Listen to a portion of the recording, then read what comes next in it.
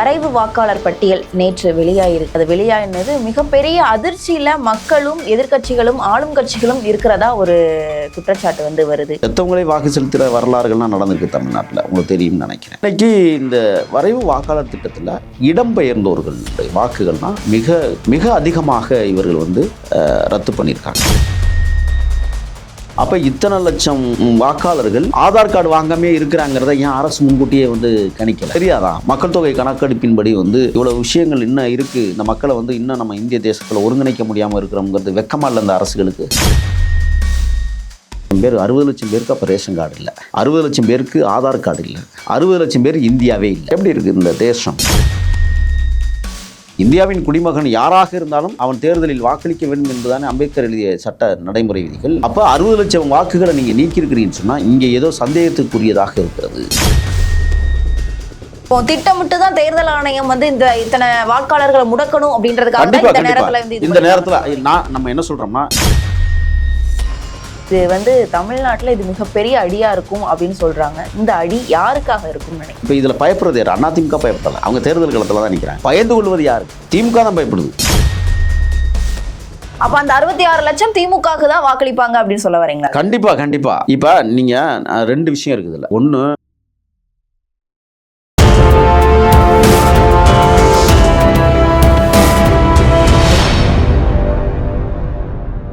You Tamil நேயர்களுக்கு வணக்கம். நான் உங்கள் பிருந்தா சங்கர். இன்று நம்மோடு சிறப்பு விருந்தினராக இணைந்திருப்பது தமிழ் தேசிய ஆதரவாளர் முகில் அவர்கள். வணக்கம் சார். வணக்கம்.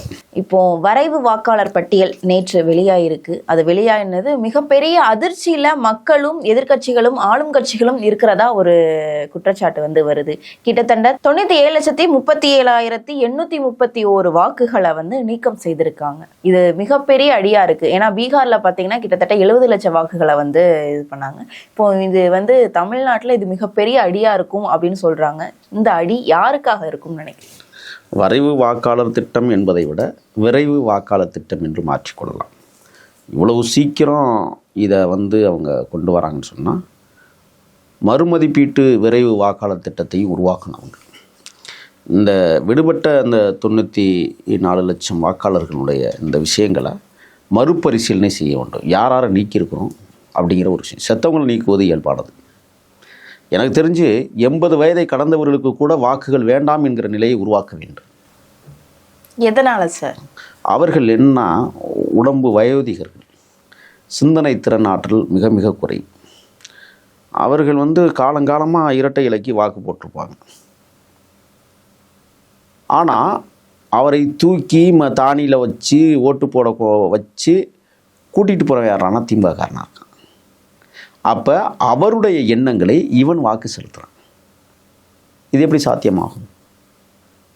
அதேபோல் 80 வயதை கடந்தவர்களும் அரசியலில் ஈடுபடுவதற்கான தடையை உருவாக்க வேண்டும்.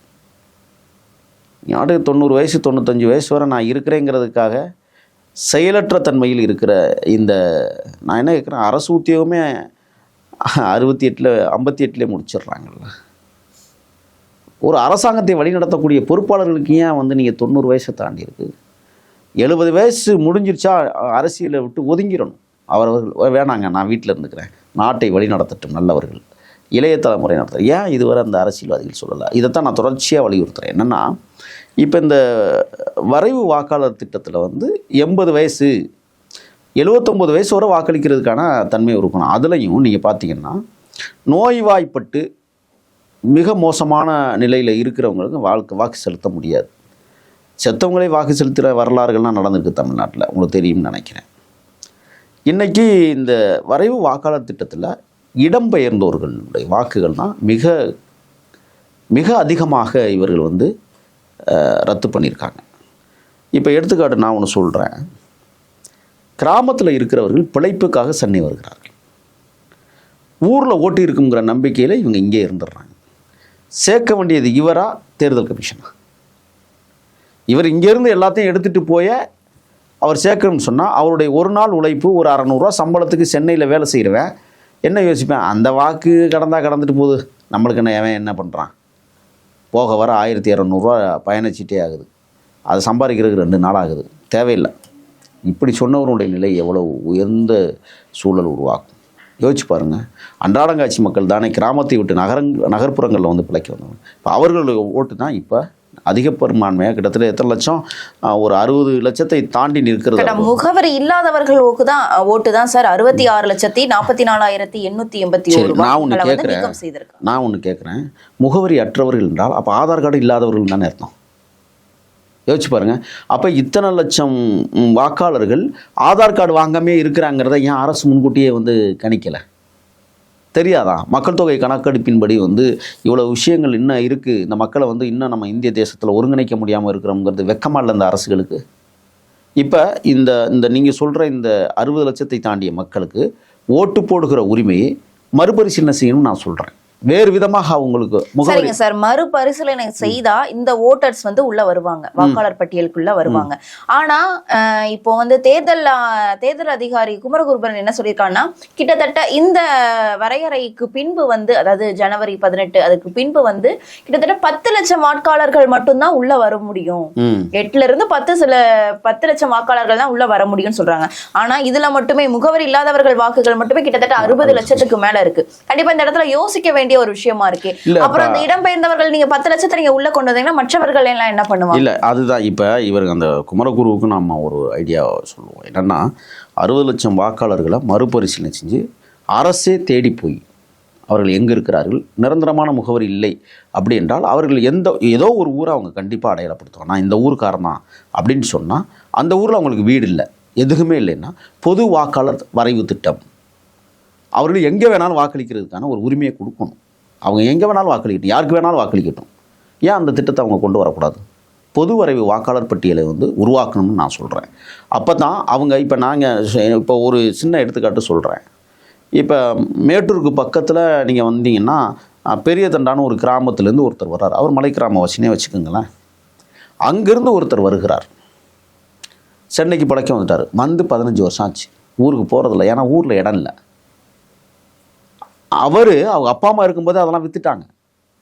அவங்க விற்று சாப்பிட்டு அவங்க செத்து போயிட்டாங்க. அவர் இங்கே வந்திருக்கிறாரு. இங்கே அவர் என்ன யோசிக்கிறாருன்னா, நகர்ப்புறத்தில் நம்மளுக்கு சரியான வீடு கிடைக்கல, நிரந்தரமான வீடு இல்லை, வாடகை தான் வருஷந்தோறும் குடியிருக்கிறாரு. அப்போ ஒரு வீதியில் ஒரு வருஷத்துக்கு 2 வருஷத்துக்கு அவர் குடியிருக்கிறாருன்னு சொன்னால் அவருக்கு வாக்கு எங்கே போய் செலுத்த முடியும்?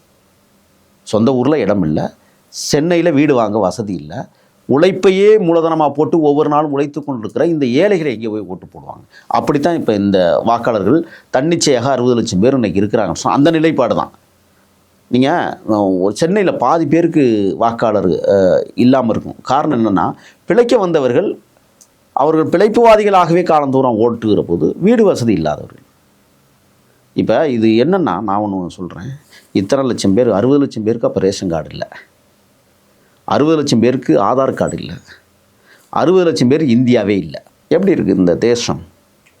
அப்போ அவர்களுக்கென்று பொது வாக்காளர் வரைவு திட்டத்தை உருவாக்கி அவர்கள் எங்கு வேண்டுமானாலும் விருப்பப்படி வாக்களிக்கலாம். அவர்களுக்கு முன்னுரிமை கொடுக்கணும்னு நான் சொல்கிறேன். முகவரி அல்லாதவர்களுக்கு முன்னுரிமை கொடுங்க. மத்திய அரசு முன்னுரிமை கொடுக்கும் நீங்க நினைக்கிறீங்களா சார்? கொடுக்காது, அதான் பிரச்சனை. இப்போ இங்கே நீங்கள் பீகாரில் வந்து கிட்டத்தட்ட ஒரு 80 லட்சம் வாக்காளர்கள் இல்லாமல் போனதனுடைய விளைவு அங்கே என்ன நடந்துச்சுன்னா, இந்த சனாதன கும்பல்கள் அங்கே ஆட்சியை பிடிப்பதற்கான அனைத்து சாத்தியக்கூறுகளையும் அவர்கள் உருவாக்கி கொண்டார்கள். இப்போ இங்கே என்னென்னா, இது யாருக்கு விழுந்த அடி அப்படின்னு சொன்னால், ஏற்கனவே ஆண்டவர்கள், குறிப்பாக அனைத்து இந்திய அண்ணா திராவிட முன்னேற்ற கழகத்துக்கு இது ஒரு பெரிய பேரிடி. இப்போ ஆளுங்கட்சிக்கும் ஆனா பெரிய பேரிடி மாதிரி இப்போ வந்து பொதுச் செயலாளர் அவர்கள் சொல்லலையே சார். எடப்பாடி பழனிசாமி அவர்கள் சொல்றாங்க, இப்போ 90 லட்சம் வாக்காளர்களுக்கு மேல நீக்கப்பட்டிருக்காங்க, இவர்கள் எல்லாருமே போலி வாக்காளர்கள் அப்படின்னு தானே அவர் குறிப்பிட்டிருக்காரு. இது யாருக்கு அடி அப்படின்றத அவர் குறிப்பிடவே இல்லையே. இல்ல, அது வந்து இப்ப போலி வாக்காளர்கள்னா இரட்டை வாக்குரிமை பெற்றவர்கள் இருப்பார்கள், அவர்கள் போலி வாக்காளர்கள் பட்டியல சேர்த்திருக்கிறாங்க. ஏன்னா அது வந்து கிட்டத்தட்ட பாத்தீங்கன்னா 3,39,278 பேர் தான் இருக்கிறாங்க. ஆமா. இப்போ மாண்புமிகு எடப்பாடியார் அவர்கள் இந்த கருத்தை அவர் சொல்லியிருக்கிறார் என்றால், அவர் ஒரு நிலைப்பாடு என்னென்னா, திராவிட முன்னேற்ற கழக ஆட்சியில் இது போன்ற குளறுபடிகளை ஏற்படுத்துவார்கள். திமுக இது திட்டமிட்டு இந்த வேலையை செய்யும். எப்படின்னா, இரட்டை வாக்குரிமை. நீங்கள் நிறைய பேர் பார்த்தீங்கன்னா 2 ரேஷன் கார்டு இருக்கும் ஒவ்வொருத்தனுக்கும். நீங்கள் அதே மாதிரி தமிழ்நாடு அரசு குடியிருப்பு வீடுகள் இருக்குல்ல, அதுலேயே ஒருத்தனுக்கே 5 வீடு இருக்குது. ஏமாற்றி வாங்குறது இதெல்லாம். அவன் பேரில் ஒன்று இருக்கும், அவன் பொண்டாட்டி பேரில் ஒன்று இருக்கும், அவன் புள்ள பேரில் ஒன்று இருக்கும்.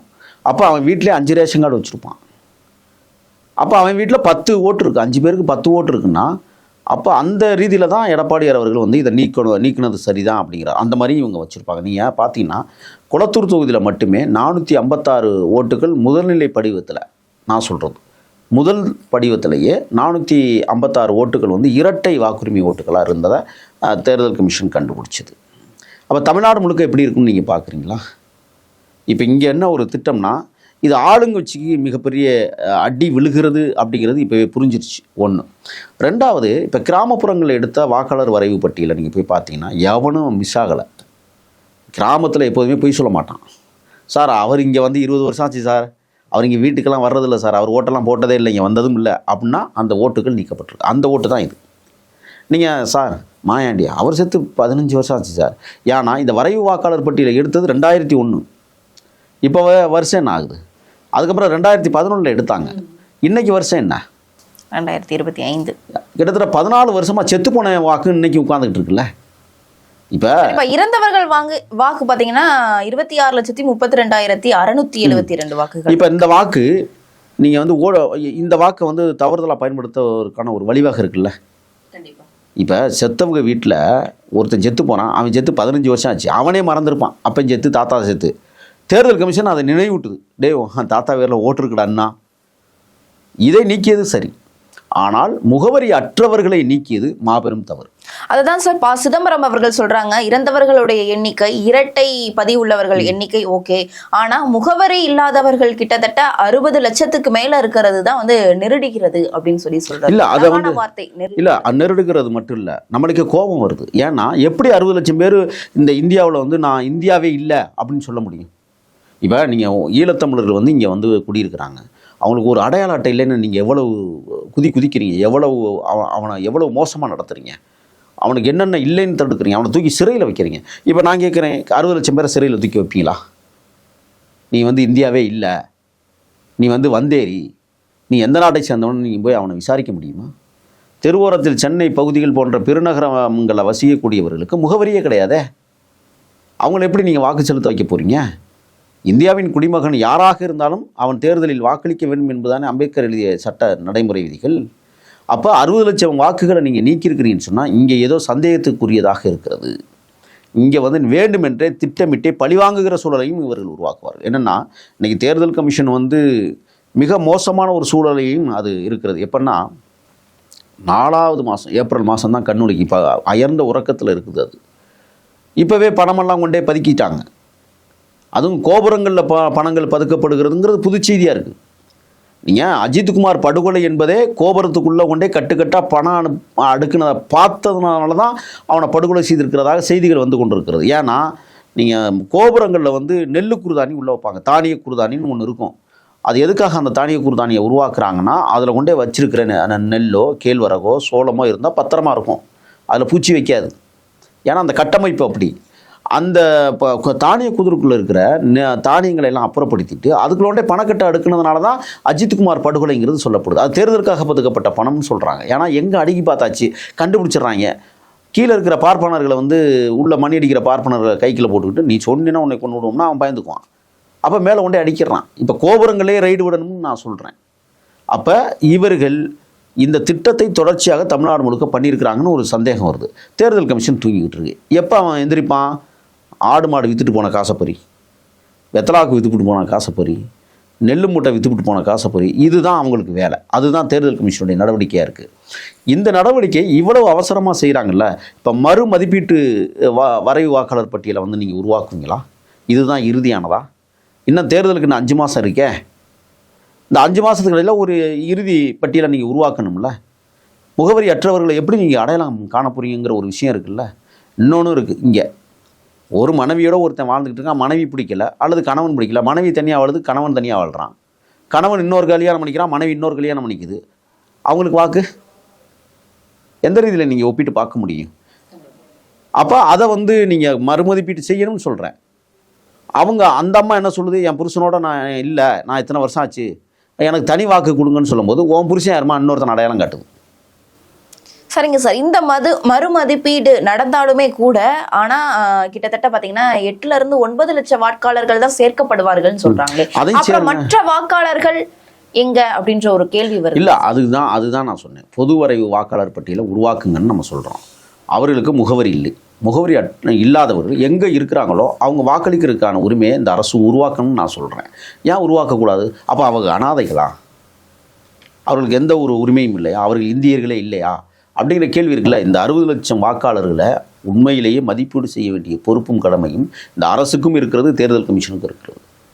அப்போ அவங்க வாக்களிக்கவில்லை என்றால் தேர்தல் ஜனநாயகம் இங்கே சீர்குலைக்கப்படும் என்பதில் மாற்று கருத்தே கிடையாது. இந்த வரைவு வாக்காளர் பட்டியல் என்பது 100% சரியானது என்று என்னால் சொல்ல முடியாது. கண்டிப்பா. ஏன்னா குறுகிய கால இடைவெளியில நடத்தக்கூடாது அப்படின்றது தான் முழுக்க முழுக்க திமுகவுடைய எதிர்ப்பாவே இருந்துச்சு. குறுகிய கால இடைவெளியில் நடத்தினா சரிவர அமையாது அப்படின்றது தான். இது சரிவர அமைந்திருக்கா அப்படின்றதே இந்த இடத்துல பெரிய கேள்வி. இல்லை, இதுக்குள்ள இன்னொரு விஷயம் உங்களுக்கு நான் சொல்லணும். என்னன்னு கேட்குறீங்களா? நீங்கள் கேட்குறது நியாயமான கேள்வி. இப்போ வரைவு வாக்காளர் பட்டியல் இப்போ வெளியாயிடுச்சு. இன்னும் தேர்தலுக்கு 5 மாதம் இருக்குது. இப்போ என்ன செய்வாங்க? இப்போ நம்ம அதை பற்றி பேசுகிறோம்ல, இத்தனை லட்சம் வாக்குகள் எங்கே அப்படின்னு பேசுகிறோம்ல. அப்போ இன்னொரு திட்டத்தை உருவாக்குவதற்கு ஒரு காலங்க இருக்குல்ல, அந்த காலத்தை இப்போ நடைமுறைப்படுத்துங்க நம்ம சொல்கிறோம். நேற்று இது வந்துருச்சு. இப்போ இன்னிலேருந்து புதுசாக இந்த வரைவு வாக்காளர் பட்டியலில் மறுதிருத்தம்னு உருவாக்குங்க. ஏன் அதை உருவாக்கக்கூடாது? நீங்கள் இந்த திமுக போன்ற இந்த சொம்பு தூக்கிகள்லாம் என்ன செய்கிறாங்கன்னா இதை ஏற்றுக்கிட்டே இருக்காங்க. பட் இதுக்கு உள்ளே இருக்கிற ஆய்வுகளை அவங்க ஏன் செய்ய மறுக்கிறாங்க? நீங்கள் நடத்துங்க, நாங்கள் ஆதரிக்கிறோம். விடுபட்ட வாக்காளர்களை சேர்க்கறதுக்கு எந்த மாதிரியான முயற்சியை எடுக்கணும்னு சொல்லி தேர்தல் கமிஷன் என்ன பண்ணியிருக்குன்னா, அங்கீகரிக்கப்பட்ட கட்சியில் ஒவ்வொன்றையும் அழைத்து இந்த மாதிரி விஷயங்கள் இருக்குது, நீங்கள் உங்களுடைய கருத்து என்ன கேட்கணுமா இல்லையா? ஏன் அதை கேட்க மறுக்கிறாங்க? அப்போ இந்த 60 லட்சம் வாக்குகளை உள்ளே கொண்டு வருவதற்கான அனைத்து திட்டங்களையும் இந்த தேர்தல் கமிஷனும் இந்திய அரசும் நடைமுறைப்படுத்தணும். அவங்களுக்கு 60 லட்சம் பேருக்கு அப்போ ஆதார் கார்டு இல்லைன்னு அர்த்தம். அதையும் உருவாக்கி கொடுங்கன்னு தானே நம்ம சொல்கிறோம். அவங்க முகவரி அற்றவர்கள் பொதுவில் கொண்டு வாங்க. அவர்களை எங்க முகவரி இல்லை. அதான் தேர்தல் ஆணையம் தான் மறுவரையறைக்கு கால அவகாசம் கொடுத்துருக்கல சார். ஜனவரி 18ஆம் தேதி வரை அதற்கு கால அவகாசம் இருக்கு. BLO ERO அவங்க ஜனவரி இப்போ பிறந்துச்சுன்னா இப்போ கிறிஸ்துமஸ்லேருந்து தொடர்ச்சியான விடுமுறைகள் இருக்கு. உங்களுக்கு தெரியும்னு நினைக்கிறேன். 25 பொது விடுமுறை, 1ஆம் தேதி பொது விடுமுறை, அதுக்கப்புறம் தமிழர் பண்டிகைகள் தொடங்கிடுது. நீங்கள் 13 தொடங்கிடுது. 13, 14, 15, 16, 17 5 நாளைக்கு தமிழருடைய பண்டிகை. தொடர்ச்சியாக மக்கள் இதில் கவனம் செலுத்திட்டு இருப்பாங்க பண்டிகை காலத்தில். இன்னொன்று தமிழர்களுடைய வாழ்வியலில் இந்த தை பிறந்துருச்சுன்னா அறுவடை மாதங்கள். அவன் வேலைக்கு போகிறான், அவன் சம்பாதிக்க போகிறான். இந்த அறுவடை மாதங்கள் இப்போ நீங்கள் ஜனவரி 18ன்னு சொன்னால் கிட்டத்தட்ட 10 நாள் இதில் விடுமுறை வந்துடுதுல்ல. அப்போ திட்டமிட்டு தான் தேர்தல் ஆணையம் இத்தனை வாக்காளர்களை முடக்கணும் அப்படின்றதுக்காக இந்த நேரத்தில் நம்ம என்ன சொல்கிறோம்னா, இப்போ மழை காலத்தில் நீங்கள் இந்த திட்டத்தை கொண்டு வந்தீங்க. தமிழ்நாட்டை பொறுத்தவரை மழை காலம் இப்போ நெருக்கி முடிகிற நேரம், பனிக்காலம் தொடங்குகிற நேரம். இப்போ மழை காலத்தில் இப்படி ஒரு வரைவு திட்டத்தை கொண்டு வந்து இப்போ அறிவிச்சிட்டிங்க. இப்போ பனிக்காலம் தொடங்கிருச்சு. அடுத்து விழா காலங்கள், அறுவடை காலங்கள் என்று தொடர்ச்சியாக இருக்கிறது. நீங்கள் ஜனவரி இல்லை, பிப்ரவரி மாதம் வரை, பிப்ரவரி கடைசி வரை அறுவடை மாதங்கள். நீங்கள் பிப்ரவரி முடிஞ்சிருச்சுன்னு சொன்னால் மார்ச் மாதம் அங்கங்கே என்ன செய்வாங்க, எள்ளு வேர்க்கடலை போடுகிற மாதங்களாக உருவாக்கிறோம். நீங்கள் அதுக்கப்புறம் தேர்தல் வந்துடுது. நீங்கள் எப்படி இதை சாத்தியப்படுத்திங்க தமிழ்நாட்டில்? அந்த 60 லட்சம் பேரை ஒதுக்கணும் அப்படின்றதான் தேர்தல் ஆணையத்தோட நிச்சயமாக இதை ஒதுக்கணுங்கிற ஒரு திட்டத்தோடு தான் இந்த 60 லட்சம் வாக்காளர்களை இன்றைக்கு தேர்தல் கமிஷன் இவ்வாறு நீக்கியிருக்கிறது என்கிற குற்றச்சாட்டை நான் பதிவு செய்கிறேன். இந்த விஷயத்தில் அனைத்து இந்திய அண்ணா திராவிட முன்னேற்ற கழகத்தின் பொதுச் செயலாளர் மரியாதைக்குரிய எழுச்சி தமிழர் எடப்பாடியார் அவர்கள் உன்னிப்பாக இதை கவனித்து ஒரு அறிக்கையை நீங்கள் கொடுக்கணும். ஏன்னா நீங்கள் தான் பிரதான எதிர்க்கட்சி. நீங்க தான் இதை போராட்ட வடிவில் கொண்டு வரணும். தான் பிரதான எதிர்க்கட்சி கிடையாது, இவர் எதிர்க்கட்சி அப்படின்னு தான் ஸ்டாலின் அவர்களே. அவருக்கு வேலை இல்லைங்க. ஏங்க நீங்கள் அவரை பற்றி பேசிகிட்டு இருக்கிறீங்க? அவன் பீஸ் போன பல்புகளாக மாறிக்கொண்டிருக்கிறது திராவிட இயக்கம் என்கிற பெயரில் போலிவாத இயக்கங்கள் தொடர்ந்து நடைபெற்று கொண்டிருக்கிறது. இன்னொன்று தெரியுமா, திராவிட இயக்கம் என்று சொல்லி சாதிய இயக்கங்களை கூட்டு சேர்த்துக்கிட்டு சமூக நீதி பேசுகிற இயக்கமாக அது இருக்கிறதுனால நான் அதை பற்றிலாம் பெருசாக பேசுகிறது. ஏன்னா ரொம்ப மோசமான ஒரு ஆட்சி இந்த தமிழ்நாட்டில் இதுவரை நடைபெற்றதற்கான சான்று இந்த ஆட்சி தான். ரொம்ப ரொம்ப மோசமானது எல்லா வகையிலும். பெண்கள் கற்பழிக்கப்படுகிறார்கள், பெண்களுக்கு பாதுகாப்பில்லை. 33 போக்சோ வழக்குகள் இந்த நாட்டிலே பதிவு செய்யப்பட்டிருக்கிறது. என்ன ரேஃப் அண்ட் மர்டர் 39. பெண்களுக்கு பாதுகாப்பற்ற சூழல் தமிழ்நாட்டில் நிலவி கொண்டிருக்கிறது. நீங்கள் இந்த விஷயத்தில் ஒன்று நம்ம பார்க்கணும். படுகொலைகளே இன்றைக்கி நேற்று மாலை 6 மணி நிலவரப்படி கிட்டத்தட்ட 7856 படுகொலைகள் தொடர்ச்சியாக நடந்துக்கிட்டே இருக்குது. இதை உன்னிப்பாக கவனிக்க வேண்டிய பொறுப்பும் கடமையும் எடப்பாடியாருக்கு இருக்குது. நிச்சயமாக அவர் கவனித்து கொண்டிருப்பார் என்றே நான் நம்புகிறோம். ஏன்னா இப்போ இந்த தேர்தல் கமிஷன் இந்த விஷயங்களை நீங்கள் வரைவு வாக்காளர் பட்டியலில் மறுதிருத்தத்தை உன்னிப்பாக எதிர்க்கட்சிகள் தான் கண்காணிக்கணும். ஏன்னா இப்போ இந்த வாக்காளர் பட்டியலை நீங்கள் பார்த்தீங்கன்னா முகவரி அல்லாதவர்கள் என்கிற பட்டியலை நீங்கள் எடுத்துக்கிற போனீங்கன்னா அதிகமாக யார் இருப்பா தெரியுமா? சாலை ஓரத்தில் வசிக்கக்கூடியவங்க. இந்த சாலை ஓரத்தில் வசிக்கக்கூடியவங்களுக்கு 100 ரூபா கொடுத்தா கூட எந்த கட்சிக்கு வேணாலும் ஓட்டு போட்டுருவாங்க. 100 ரூபா அவங்களுக்கு தேவை, அன்னைக்கு செலவு வேணும், அவ்வளோதான். ஏன்னா அன்னைக்கு தானே அவன் ஓட்டு போடுறான். அவனுடைய சிந்தனையெல்லாம் எப்படி இருக்குன்னா, இன்றைக்கி மட்டும்தான் நம்ம ஓட்டு போடுறோம், அவன் ஓட்டு போடுறோங்கிறது மட்டும்தான் அவன் மைண்டில் இருக்கு. ஒரு ஜனநாயகத்தை 5 ஆண்டு காலம் ஆட்சி பீடத்தில் நாம் வைக்க போகிற உரிமை நமக்கு இருக்கிறதுன்னு இன்னும் யாருக்கும் பாடம் சொல்லி கொடுக்கல. அப்போ இந்த திட்டம் என்பது அன்றாடங்காட்சி மக்களுக்கு போய் சேரணும். பொது தேர்தல் விதிமுறை திட்டங்களை உருவாக்க வேண்டும். இவர்கள் பொதுவானவர்கள் பற்றி கண்டிப்பா. இப்ப நீங்க சொல்லும் போது பார்க்கும்போது என்ன தோணுதுன்னா, இப்ப அந்த 66 லட்சம் பேரும் வந்து ஏன்னா காசு கொடுத்து ஓட்டு போடுறப்போ திமுகக்கு அது கைவந்த கலைன்றது நம்ம ஆமா கண்டிப்பா. அப்ப அந்த 66 லட்சம் திமுகக்கு தான் வாக்களிப்பாங்க அப்படின்னு சொல்ல வரீங்களா? கண்டிப்பா. இப்ப நீங்க 2 விஷயம் இருக்குதுல்ல. ஒன்று, காசு கொடுக்காம ஓட்டு போடணும். யாரா இருந்தாலும் கட்சிகள் ஒத்துக்கொள்ளுமா? தேர்தல் கமிஷன் அதை உற்று கவனிக்குமா? இல்லவே இல்லை. அதிமுக டைம் அது கிடையாது, திமுக டைம் அது கிடையாது. அப்ப இப்ப இந்த 66 லட்சம் பேரை நீங்க எப்படி கொண்டு வரணும்னா, பொதுவரைவு வாக்காளர் பட்டியல் என்கிற ரீதியில் கொண்டு வந்து அவங்களுக்கு முகவரியற்றவர்கள் என்கிற ஒரு விஷயத்தை சொல்லி அவங்களுக்கு நான் என்ன கேட்குறேன்னா, வாழ்வாதாரங்களை உருவாக்கணுமா இல்லையா? முகவரி அல்லாதவர்களுக்கு அவர்களுக்கு முகவரி கொடுக்குற அரசாகத்தானே இது இருக்கணும். அது யாருடைய பொறுப்பும் கடமை? மத்திய அரசுக்கும் இருக்கிறது, மாநில அரசுக்கும் இருக்குது. அப்போ 2 அரசு மாநில அரசுக்கு தான் இருக்கு. அப்போ நீங்கள் என்ன செய்யணும்? மத்திய அரசோடு ஒரு உடன்படிக்கை போடுங்க. இத்தனை லட்சம் பேரை நீங்கள் தான் சொல்லியிருக்கிறீங்க, வீடு இல்லாதவர்கள், முகவரி இல்லாதவர்கள் நீங்கள் தான் தேர்தல் கமிஷன் தான் மத்திய சென்ட்ரலில் தான் சொல்லியிருக்கீங்க. இப்போ அந்த 60 லட்சம் பேருக்கும் ஆதார் கார்டை கொடுங்க. 60 லட்சம் பேருக்கு வீட்டு கொடுப்பதற்கான ஒத்துழைப்பை கொடுங்க. நாங்களும் உங்களுக்கு ஒத்துழைப்பு தரோம். அந்த மக்களும் இந்த மண்ணில் வாழணும், அவங்களும் முகவரியோடு வாழணும் அப்படிங்கிற திட்டத்தை இந்த அரசியல்வாதிகள் ஏன் உருவாக்கவில்லை? அப்போ அவர்களை நாடற்றவர்கள், நாதாரிகள் என்று தான் இந்த நாட்டை ஆளக்கூடியவர்கள் நினைக்கிறார்களே ஒழிய, அந்த மக்களும் இந்த மண்ணிற்கு தேவைப்படுவார்கள் என்கிற இந்த ஒரு விஷயத்தை அவங்க உணராமல் தேர்தல் கமிஷன் இது போன்ற தேர்தலை நடத்துவது என்பது மிகப்பெரிய அபத்தமானது. தேர்தல் கமிஷன் உடனடியாக மத்திய அரசுகிட்ட தொடர்பு கொண்டு இத்தனை லட்சம் வாக்குகள் முகவரியற்றவர்களாக இருக்கிறார்கள், அவர்களுக்கான வாக்குரிமையை எவ்வாறு நீங்கள் நிலைநாட்டப்படுறது? உச்சநீதிமன்றம் இதை கேள்வி கேட்கணும்னு நான் நினைக்கிறேன். கண்டிப்பா சார். இப்போ வந்து நம்ம பீகாரோட ஒப்பிட்டு பார்க்கணும்னு நினைக்கிறேன். கண்டிப்பா பீகார்ல கிட்டத்தட்ட 70 லட்சம் வாக்காளர்களை நீக்கம் செஞ்சாங்க. ஆனாலும் அங்க மத்தியில இருக்கக்கூடிய ஆட்சி தான் வந்து வெற்றி பெற்றது. அதே மாதிரி இந்த நிலை தமிழ்நாட்டிலே தொடருமா? தொடர வாய்ப்பு இருக்கா? நல்ல கேள்வி இது. ஏன்னா இப்போ அங்கே வந்து என்ன செஞ்சாங்கன்னா, மகளிருக்கு வந்து 10,000 ரூபாய் கொடுத்து 2 லட்ச ரூபா உங்களுக்கு சுயவரைவு லோன் திட்டத்தை நாங்கள் கொண்டு வரோம். நீங்கள் சுயமாக தொழில் தொடங்குவதற்கு நாங்கள் 2 லட்சம் கொடுக்குறோம், அதுக்கு முன்பணமாக இந்த பணத்தை நீங்கள் வாங்கிக்கோங்க அப்படின்னு சொல்லி 10,000 அவங்க கொடுத்தாங்க. 2 லட்சம் நம்மளுக்கு வந்துருங்கிற நம்பிக்கையில் இங்கே ஒருத்தர் 20 ரூபா திட்டம்லாம் போட்டு தேர்தலை ஜெயித்த வரலாறு நம்ம பார்க்குறோம். இப்போ நீங்கள் இந்த திராவிட முன்னேற்ற கழகம் 10,000 கொடுத்தா நிச்சயமாக திமுக ஜெயிக்கும். 10,000 கொடுக்க யார் கொடுக்குறாங்களோ அவங்க ஜெயிப்பாங்க. அப்போ இங்கே மத்திய அரசு இங்கே தமிழ்நாட்டில் அதை செயல்படுத்தணும்னு நினைக்கிறீங்களா? அது செயல்படுத்த விட மாட்டாங்க தமிழர்கள். அதுதான் பிரச்சனை. இப்போ அவங்களுக்கும் தமிழர்கள் என்ன செய்யணும்? நீ 10,000 எதுக்கு கொடுக்குற? இவ்வளோ காலம் இல்லாமல் நீ எதுக்கு இப்போ கொண்டாந்து கொடுக்குற? என்னுடைய விவசாய கடனை நீ தள்ளுபடி பண்ணியா? இந்திய அங்கீகாரம் பெற்ற வங்கிகள் என்னுடைய நகையெல்லாம் இன்றைக்கும் தூங்கிக்கிட்டு இருக்கே, அதுக்கு உன்னுடைய வேலை திட்டம் என்ன? அதை சொல்லுன்னு கேட்பாங்க. நீ இப்போ கொண்டாந்து 10,000 கொடுத்தா உனக்கு ஓட்டு போட்டோன்னா. ஆனால் மக்கள் இன்னொன்று செய்வாங்க. நம்ம மக்கள் 10,000க்கு ஆசைப்படுற மக்களும் இருக்கான். அங்கே போய் 10,000 வாங்கிட்டு சின்னத்தமாக இருக்கிற மக்களும் இருக்கான். யார் 10,000 ரூபா கொடுத்தாலும் கேட்பான். இப்போ இப்படியான ஆனால் திராவிட முன்னேற்ற கழகம் எனக்கு தெரிந்த தகவலின்படி 5,000 கொடுப்பதாக ஒரு செய்தி இருக்கிறது. அதுக்கு அவங்க தயாராகிட்டாங்க. ஏன்னா நான் என்ன கேட்குறேன்னா, இந்த தேசத்தை நீங்கள் பல முறை ஆண்டிருக்கிறீங்க, 5 முறை ஆண்டிருக்கிறீங்கன்னு நான் நினைக்கிறேன். 5 முறையும் கூட அந்த மக்களுக்கு வந்து நீங்கள் நல்லது செய்யலை. அப்போ செய்கிறது பூரா கேடித்தனமாக செஞ்சுட்டு இன்றைக்கி வந்து என்ன செய்கிறீங்க? ஓடிக்கிட்டு திரிகிறீங்க ஓட்டுக்காக. ஏதாவது மக்களுக்கு கொடுத்தா தான் நம்மளுக்கு ஓட்டு விழுகும். அப்போ நீங்கள் எதையுமே செய்யலைன்னு தானே குறிக்குது. அப்போ இந்த விஷயத்தில் இன்றைக்கி 5,000 நீங்கள் ரேஷன் கார்டுக்கு 5,000 வரப்போகுதுன்னு சொல்லிட்டு இருக்காங்க. அப்போ இவ்வளோ நாளாக நீங்கள் தான் தமிழ்நாட்டை கடனில் வச்சுருக்கிறீங்களா? எதுக்கு 5,000? உங்களுக்கு ஓட்டு விழுகணுங்கிறதுக்காக.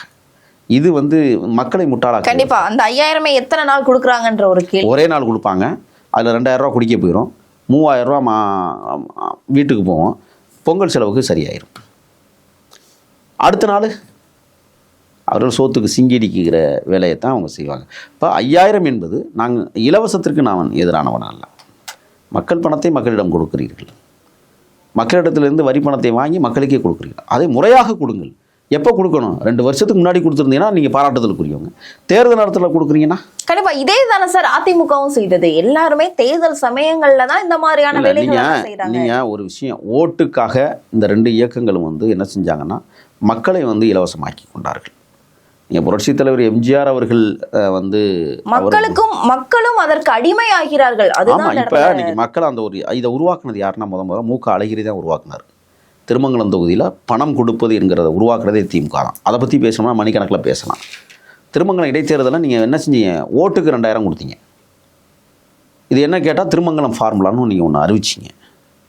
அதுதான் இங்கே நீங்கள் வந்து ராதாகிருஷ்ணன் நகரில் ஆர்கே நகரில் நடந்தது. 20 ரூபா திட்டம். அங்கே 2000 ரூபா நேராக கொடுத்தீங்க, இங்கே 20 ரூபா கொடுத்து அப்புறம் தரேன்னு சொன்னீங்க. இப்போ அதை பின்பற்றுகிற திமுக அரசு என்ன செய்யுதுன்னு சொன்னால், இப்போ வந்து நான் 5000 கொடுக்குறேன். எதுக்காக கொடுக்குறாங்கிறது ஒன்று இருக்குல்ல. பீகாரில் என்ன நடந்துச்சு? தொழில் முனைவோர் திட்டத்துக்காக நான் 10,000 முன்பணமாக தரேன்னு சொல்லி சொன்னாங்க. இப்போ இங்கே என்ன தொழில் முனைவோர் திட்டமா இல்லை வாக்குக்கான 5000 ரூபாயா அப்படிங்கிற ஒரு கேள்வி இருக்குல்ல. ஆக இவர்கள் வாக்காளர்களை விலைக்கு வாங்குவதை பெருங்குற்றம் என்பதை தேர்தல் கமிஷன் இறுதியாக்கப்பட வேண்டும். சட்டங்களை வலுவாக்கப்பட வேண்டும். ஒன்றே ஒன்று, காசு கொடுக்குற எந்த அரசியல் கட்சியினுடைய அங்கீகாரத்தையும் நாங்கள் ரத்து செய்வோம்னு என்னைக்கு சொல்லுதோ அன்னைக்கு தான் இங்கே காசு கொடுக்க மாட்டான். சொல்ல மாட்டேங்காங்களே சார். ஏன்னா அவங்களும் அந்த செயலை தானே செஞ்சுட்டு இருக்காங்க.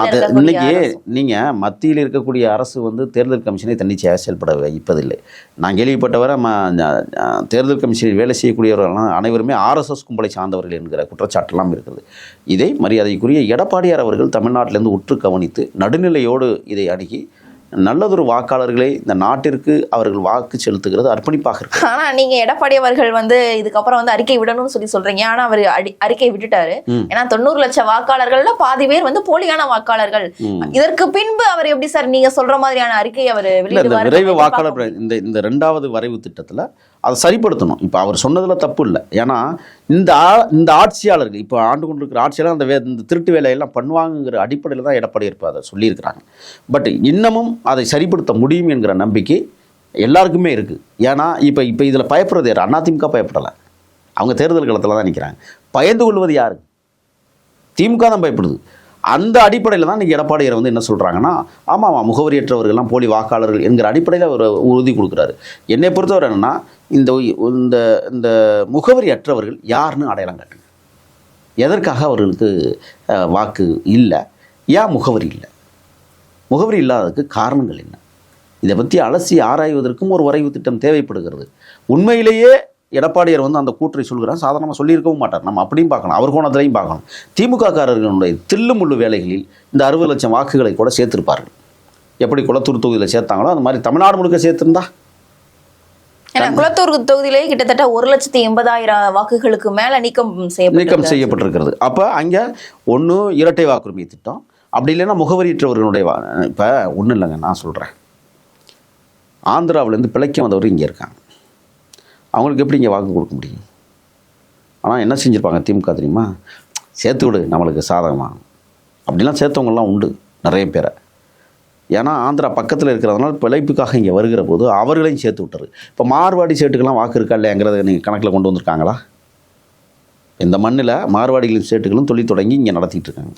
வருஷத்துக்கு ஒரு தடவை 2 தடவை தான் ஊருக்கே போகிறாங்க. இப்போ அவர்களுக்கு வாக்கு அங்கேயா இங்கேயா? ஏன் தேர்தல் கமிஷன் அதை உறுதிப்படுத்தலை?